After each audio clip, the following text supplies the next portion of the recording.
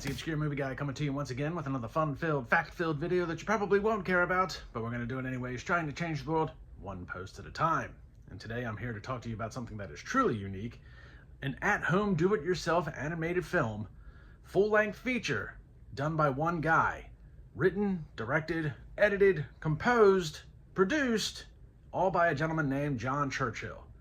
So let's take a look at this animated film and learn a little bit more about John Churchill and American Deathtrip. From the twisted mind of outsider film auteur John Churchill comes American Deathtrip, an animated fever dream that blends surrealism, dark humor, and neo-noir intrigue into a mind-bending cinematic experience. The film follows a socially awkward teenager who, through a series of bizarre and unfortunate events, becomes an unwitting test subject to a secret military experiment. Meanwhile, a private detective haunted by his own demons embarks on a desperate search for a missing girl, leading him down a rabbit hole of paranoia, corruption, and hallucinatory revelations. Known for his do-it-yourself approach and deep love of underground cinema, Churchill channels the anarchic spirit of B-movies, exploitation films, and surreal storytelling. American Deathtrip is a chaotic ride through the fringes of reality, where government conspiracies collide with twisted Americana, and the boundaries between dream and nightmare blur beyond recognition. With its raw, unfiltered animation style and unrelenting commitment to the bizarre, American Deathtrip promises to be uniquely unhinged vision that defies conventional storytelling. So John reached out to me months and months ago. I think April, in fact, is when he reached out to me to send me this link for American Deathtrip, wanted me to take a look at it, and in his words, be brutally honest. And that's what I'm here to do. But it's not going to be brutal, because this film actually isn't that bad. First of all, just another nod to him. The description that I read was written by him for American Deathtrip. So don't think that I came up with that well-written piece of literature. That was all John himself describing the film. I just happened to read it. And American Deathtrip, well, you can tell from the videos that I posted there and kind of spliced together, you can see that it's definitely animated, not Pixar 3D or Illumination or anything like that, but kind of PlayStation 3, PlayStation 2-ish graphics, if you will. But he said to be brutally honest, and the brutality is that there's really not a whole lot wrong with this particular film. It's actually really well written. The storyline is very compelling. The dialogue actually works really well. The scenes, the transitional scenes throughout the film also work very well. I haven't really reviewed a whole lot of animated films. So a lot of my typical gripes that I have with some low budget stuff like audio issues or lighting, a lot of that stuff doesn't play into this effect at all because it's all animated. But for what it's worth, the story is extremely well written. It's very compelling. It's very good. The dialogue between the characters also very compelling and very good. Very natural dialogue. It's got basically, as you can tell from the description that I read, basically 3 subplots that all do come together very cohesively into one larger plot and scheme throughout the course of the film that all comes to a head at the end. I can't express enough how well written this was and how good the dialogue is. My biggest gripe with the film, which is actually going to be a little bit of a snowball effect, would be the voicing of the characters, because the voicing of the characters wasn't really done by people. It's kind of monotone. Take a look real quick. The Army doesn't believe in calling before popping in. To what do I owe this visit? Dr. Vornoff, how is the progress on the special serum the government commissioned you to create? Well, Colonel, as with any other serum, it requires extensive testing.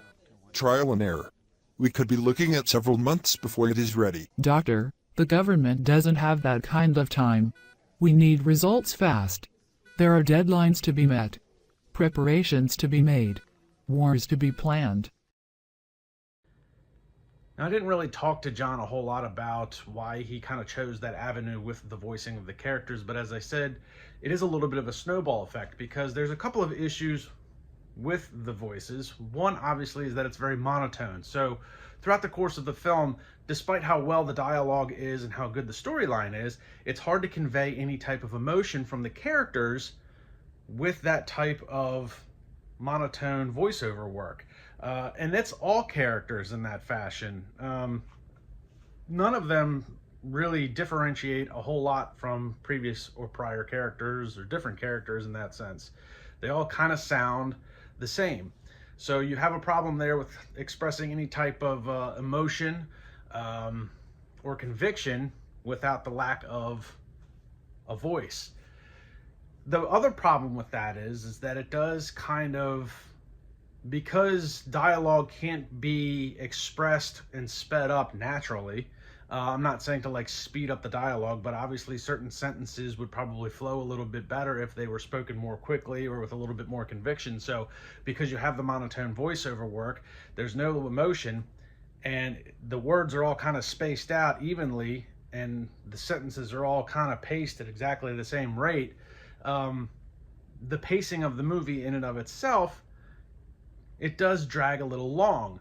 Realistically, I kind of feel like this runs about 90 minutes, which is still pretty good pacing despite the lack of voiceover work. But realistically, if they had done actual voices to the characters and expressed the dialogue a little bit better, you could probably cut that down maybe by 10-15 minutes. It wouldn't be a whole lot shorter than what it is, but it does run a little long in some scenes because you can't express what needs to be expressed in a more convincing manner.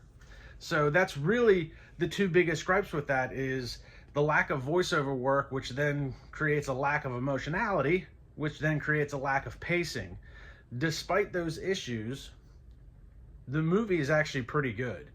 If you can get through the monotone dialogue and stick with the storyline, the plot and the subplots in and of itself is really good. It really, really is. I would really, John, I implore you to go back and redo this and just get some people to do some voiceover work and really express what needs to be expressed through some of these characters, because that's really the biggest thing it's lacking. Other than that, the story and the dialogue in and of itself, the banter between some of the characters and the actual lines that are spoken, despite them being monotone, is still well written. So that's its biggest issue, is just the lack of voiceover work. And I don't know why he did that way. He's a very do-it-yourself guy. He's got a very extensive YouTube channel that's been going for a number of years, where he experiments with a lot of different things, not just animation. He's done podcasts, he's done music, ambiance type music stuff, not necessarily synth beats, but kind of something more reminiscent to like drones that would be like used as background noise or in a background music type area. He's kind of an interesting guy when you start looking at some of the stuff that he does. He really reminds me a lot of Zachary Keene. If you guys follow me, which you should, you'll know that I've talked about Zach Keene a couple times. I reviewed one of his films, and Zach Keene also has a really interesting YouTube page where he does a lot of his own do-it-yourself type stuff with special effects, makeup, CGI, transitions. So these guys kind of row the same boat. They're just executing it a little differently. But John, I got to be honest with you, American Deathtrip is really not that bad. The biggest issue is just that lack of voiceover stuff, which kind of snowballs into some other issues. But realistically, you've got a really, really fantastic story there that worked really well. And I love the use of his animation. So the animation you might see in the video clips, maybe it's kind of crude, like I say, maybe like PlayStation 3 graphics, if you will. But he's really clever about using the CGI animation along with some actual footage, kind of like a Roger Rabbit type thing. And then he's also really good at like cementing like I guess real life, like stock footage, if you will, of like places of like Miami. And he creates these really cool transitional scenes using that stuff, driving down the highway, going to a bar, flying an airplane. So he makes these really cool transitional scenes, and nothing seems out of place when he does it. You're just kind of along for the ride, and despite it being, you know, like a Roger Rabbit type thing where you've got an animation overlaid on real life footage, it doesn't feel weird and out of place. It fits perfectly with the aesthetic of the film and what he's going for. So again, that was something that was extremely well done.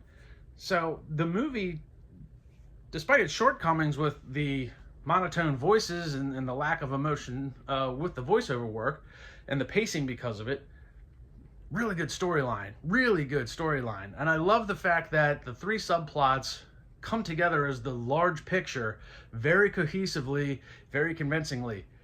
John, I gotta tell you, man, it's probably one of the best written things I've seen in a while as a whole. It's just a shame that it's just the voiceover work is really what kills you on this. I mean, despite that, guys, I highly recommend going to watch this for the storyline and for the subplots. And if you're a do-it-yourself kind of guy and looking to try and get into some animation or music or podcasting, that guy's got a ton of videos that you could probably learn a lot of stuff from.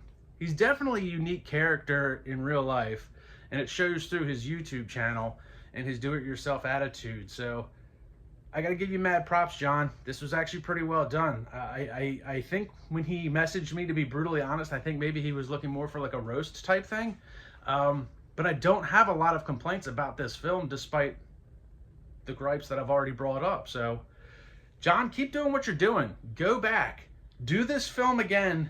Find yourself some voice actors, because that would take this to the next level. It really would. Or even if you wanted to, I don't know, do an Indiegogo, maybe find an actual animator to put some stuff together. You've got a really good storyline that I would love to see played out in something that's a little larger as far as the production goes. Maybe something that's not so do-it-yourself. Maybe get a little bit of help from some outside folks. I don't know, man. I'm not going to tell you how to do your job, because what you've done so far is pretty incredible.